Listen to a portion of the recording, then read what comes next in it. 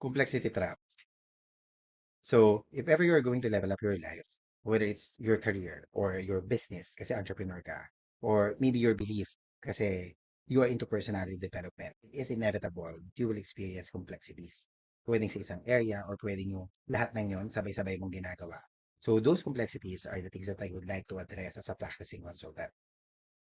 Hi, my name is Leandro Bozon. You can call me Ayan. I'm the owner and founder of the Owner's Advocate. Tinayok siyang consulting firm in order for me to help owners address those complexity traps na minention ko. Saan ba nanggagaling yung complexities? I would like to address things about business. I'm a CPA and I'm also an MBA. I was an entrepreneur for years and also part of an agency that the practice is considered to be entrepreneurial. And when you say business, pwedeng nagkakaroon ka ng maraming offers o kaya nagkakaroon ka ng problema sa team management mo, sa paggawa ng standard operating procedure, mismong cash flow ng negosyo mo, accounting ng negosyo mo, marketing ng negosyo mo, or human resource. Those are the things that you might encounter complexities, and I could help with that. Now, aside from that, I address also personal finance. This is something that interests me and I believe I qualify for it. It's because I'm a CPA. So, ibig sabihin, yung complexities ng finances pagdating sa corporate, whether it's sole proprietor, partnership, corporation, cooperatives, government accounting, I understand those. And then, aside from that, yung personal finance, I am a practicing financial planner for 7+ years, and I am a manager. I was a manager of financial advisors that give financial advice to people. Pwedeng management of income streams, o kaya pwedeng ang complexity mo is wala kang time and energy to deal with your finances kasi kumikita ka na maayos kaya nilagay mo lang siya sa bangko. But you are interested to find out kung ano yung opportunity in order for you not only to preserve but to grow your cash. So that is a complexity na pwede natin i-address. If ever man you do have debts na hindi mo alam kung paano babayaran kasi sabay-sabay sila nakokolekta, yung mismong schedule on how to pay them efficiently without sacrificing kung ano yung mga kailangan mo sa buhay, hindi ka naglalaping o ibig sabihin ng utang tapos pinambabayad mo to prevent that. That is a complexity na pwede ko rin i-address. And of course, schedule and energy, personality development tong portion na to. Now, while my expertise is in business and personal finance, I would like to mention that more than a decade of my experience was in the academe, meaning naging professor ako and I developed college students to become professionals. And aside from that, I was promoted into a college dean that develops program talaga para sa holistic approach ng development ng tao. And being a manager, a financial advisor for several years, I understand the performance metrics of a career-driven person, lead them para ma-achieve kung ano man yung goals nila in their career. So I started my business with a clarity audit session. A clarity audit session is when I listen to the entire unedited picture of your story. So, pinapangalanan natin kung ano yung real situation. And then, gumagawa ko ng structure para yung lahat ng problem mo magkaroon ng isang report kung saan malalaman natin ano ba yung true objective mo. So that is the purpose of may tier 1 services, the clarity audit session. Kasi pwedeng, ito yung ina-address mo na problem, ito yung pagkakaintindi mo sa kanya. But if we are going to incorporate everything that is happening to you, hindi pala yun yung true objective. So doon nagsisimula yung service ko talaga to understand everything. And my clarity audit will give you alternative courses of actions. Ibig sabihin, I cannot just give you a recommendation nang hindi ko consider yung other things. And I'm using tools, all the researches, lahat yan gagawin ko on your behalf para magkaroon ako ng report na mas madaling intindihin sa'yo para mapag-move forward ka. Of course, I will give you the recommendation. I will have a scoring system. But at the end of the day, I don't want to limit your option na isa lang ang dapat mong puntahan. You will still decide. If you are still not confident on moving forward because hindi mo alam how to do it, the tier 2 of my consulting is creation of the sovereign blueprint. I will be giving you a plan specific enough na kaya mo nang ma-implement lahat ng how mo nasagot na. Ngayon, this plan will incorporate everything na natutunan natin sa clarity audit session. It will include not only the timeline but the exact things that you're going to do, kanino ka makikipag-deal, ano yung mga tools na kailangan mo. I will even give you like checkpoints para may guardrails sa'yo para malaman mo kung yung ginagawa mo so far is in accordance sa plan. And then I will give you tips kung magpipivot ka sa panibagong path or may kailangan kang baguhin or kailangan mo mag-stop because ito na yung nagiging trajectory ng implementation mo. So all the guidelines will be offered sa Sovereign Blueprint, which is the tier 2 of the services. Lahat ng how ang sinasagot nun. So kung clarity audit is the why and the what, the Sovereign Blueprint is the how. So the alignment is more than just ano ba yung objective? Ano ba yung problem?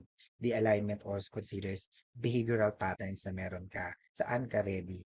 Pati finances, i-consider natin. Kung meron ba tayong capacity na ipatupad yon. Tapos ano yung projection niya kung papatupad siya. So yun yung part ng sovereign blueprint. Now, if you have the what and then the why and then the how, you will be able to address complexity and you can reach sovereignty. Pero ang problema, may mga tao na once na hinand over na sa kanilang plan, hindi sila ganun ka-confident paring implement yan. They wanted assistance, supervision, parang oversight. So that is the tier 3 of my service. So principal oversight, ang tawag ko doon. So I will give you check-ins and then give you a report if it is, for example, business and you wanted to know kung ano nangyayari sa business, you wanted hands off tapos more na decision maker ka lang. I will be the one to compile the report, create another report that will address all the things na kailangan mong malaman and collaborate with you. So, it's like a retainer service. Yun yung tier 3. But of course, hindi siya hired. Hindi ako magpapahire na parang ako yung magtatrabaho nun. Kasama ako sa plan, kaya kong interpret kung ano yung nangyayari sa implementation mo. And then, we will have one-on-one talk at least twice a month in order for you to understand what is going on, kung magpipivot ba tayo, kung i-stop ba natin to, and papalitan natin siya. So, yun yung principal oversight.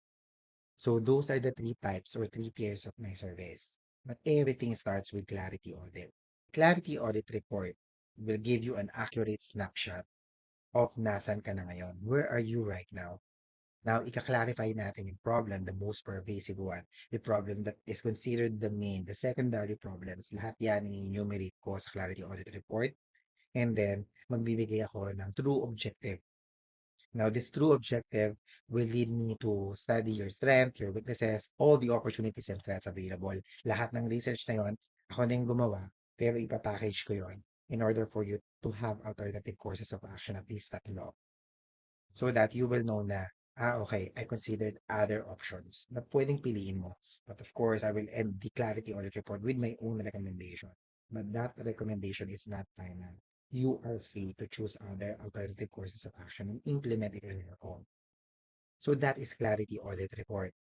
I will give you absolute structural clarity ng entire situation mo ngayon. I will give you three distinct viable and mathematically paths forward. Yes, I do prepare data and computation pa rin as a CPA with all the weight na kailangan kong i-consider. And I will provide a recommended path. The clarity audit is the right first step if meron kang major high-stake decision. Tapos, feeling mo, hindi mo mapag-desisyonan. Clarity audit session is helpful for you. Now, alam mo yung operational blind spot, but you wanted them to be exposed. That is a clarity audit session also. And you are finally ready to look at your situation right now. Pwedeng real numbers ng company mo. Pwedeng i-address yung isang career mo na hindi mo naman gusto ever since, but you wanted to transition. Or you wanted to manage time at gusto mo na siyang i-address para mas maging maayos yung buhay mo. Clarity audit session will help as well. But if you are not yet ready to see the real unedited picture kung nasan ka ngayon, hindi ka pa ready for the clarity audit.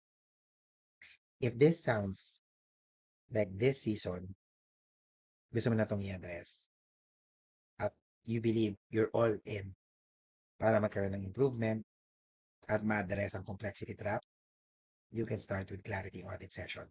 How to do that? Now, my website is www.leandrobauza.com. It's easy, it's my name. So when you enter, ito yung makikita ninyo. And all you need to do is to request a briefing. Now, the briefing will direct you to the intake assessment. Now, the intake assessment will ask you several questions. If you're going to submit it, it means that you are requesting for a clarity audit session.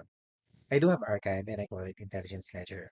So, dito nyo makikita yung link na idadirect kayo sa Substack ko kung saan makikita nyo lahat ng sinulat kong article and most of my articles are addressing complexity issues of a person.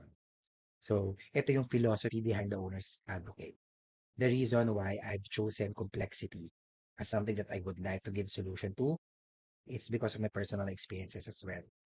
So you will see compilation of stories, personal stories or outside stories here in the Owners Advocate University of Substack. So if you don't want to read articles, but you are more of a listener or a viewer of video, I do have YouTube channel as well. And then there are times that I'm going to be the one to do the lecture like this. There are some instances that I'm just going to generate an AI video to address or to showcase a particular complexity. So if this would survive, you may subscribe. And last but not the least, I would like to invite every one of you to join the Sovereign Lunch. It is a private FB group that I created. And this Sovereign Lunch, um, nagbibigay ako ng mga situation, handouts, stories, updates that helps owners address their business, personal, individual sovereignty by eliminating or reducing the complexity traps. So again, I look forward to all those of you who wanted to step in and step forward with their life. And you may start it with a clarity session with me. Thank you for listening. This is Ayan and salamat.